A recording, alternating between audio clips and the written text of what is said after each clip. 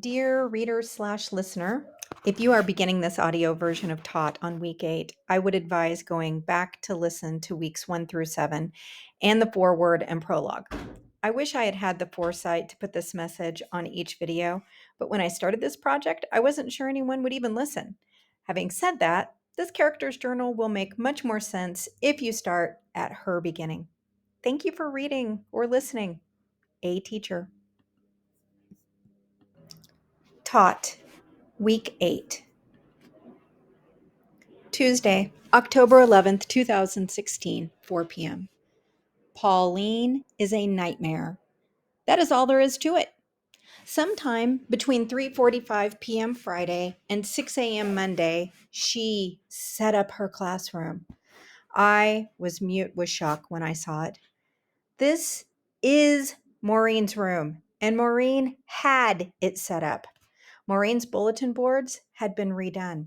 Her entire desk setup was gone and replaced with more crap than I ever thought could fit on a desktop. Maureen's stuff now is in a box on top of her gray cabinet.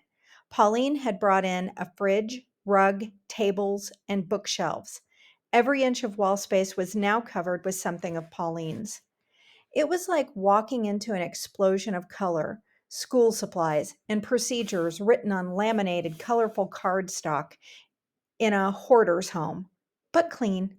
To be fair, I am a minimalist, and my sparse room displays only the necessities of learning posters. I have one classroom rule: shut up and learn. Just kidding. Respect yourself, others, and the learning environment.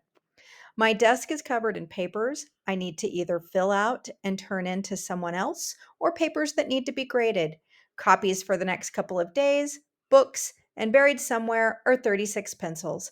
And in my opinion, this is exactly how a middle school English language arts teacher's desk should be. Amy's desk looks similar, although she does have some lovely homey touches that I am lacking, like a cup for her pencils and a plant.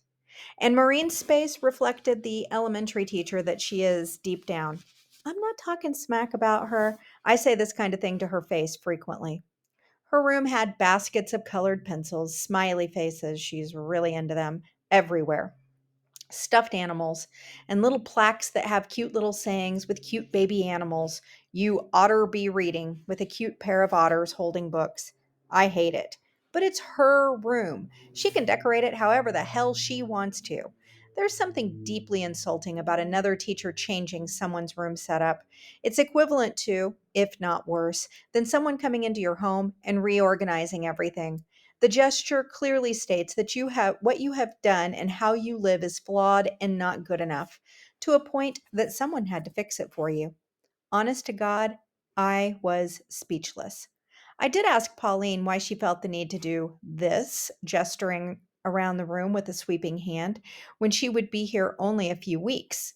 She smiled and shrugged, then said she guessed she felt she taught better when the space was her own. And then I asked, why had she left her job last year? She said it was a long story and she would buy me a drink sometime and tell me the whole thing. Forcing a signed copy of her poetry text, Rhyme and Reason Reaching the Poet and Every Child, into my hands, she ushered me out the door. Well, at least I got my hands on that text. And it was just as horrible as I knew it would be, and now I had the concrete proof. Still Tuesday, October 11th, 2016, 8 p.m. It's been a while since I've read through this journal. It's a hair depressing. I told Kelly I'm glad that I started it because this is a lot of drama for only being in school 2 months. 2 freaking months. As I read each entry, all I can think is how quickly I move from stressful situation to stressful situation and forget about them. I just float away from each crisis. Perhaps allowing the crises to pile up is too much for me to bear. Just such a weird feeling to know, for example, I felt so strongly about getting my room ready, and now it's like that stress never happened. Am I sleepwalking through my whole life? Only rousing when things get so intense that I can't zone out? Wednesday, October 12th, 2016, 4 p.m. Today was our professional learning community meeting. PLC meeting. This is where all the members of ELA get together and complain. We are really supposed to, well, I'm unclear on what we are really supposed to do.